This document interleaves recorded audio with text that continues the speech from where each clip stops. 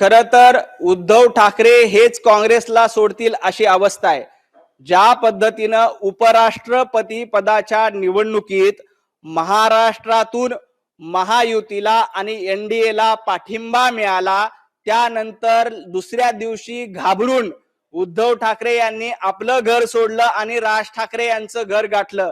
आपल्याला कल्पना आहे, जोपर्यंत उद्धव ठाकरे घाबरत नाहीत तोपर्यंत ते आपलं घर सोडत नाहीत, कारण त्यांना आपल्या घरात बसायला आवडतं.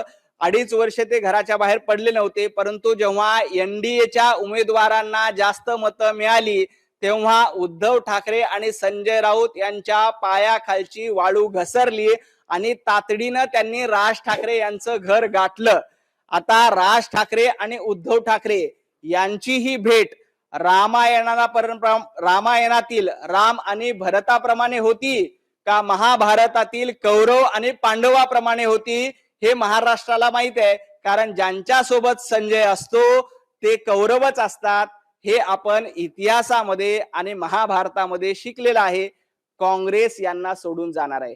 ज्या पद्धतीनं उद्धव ठाकरेंचं वागणूक आहे ना, काँग्रेसचे लोक देखील याला कंटाळलेले आहेत आणि महाविकास आघाडीच्या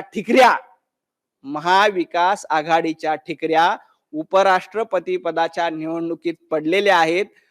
तो महाविकास आघाडीचा 3 तिघाडा काम बिघाडा हे फुटलेला आहे आणि येणाऱ्या स्थानिक स्वराज्य संस्थांच्या निवडणुकीत या ठिकऱ्या आपल्याला 3 बाजूला पडलेल्या दिसतील.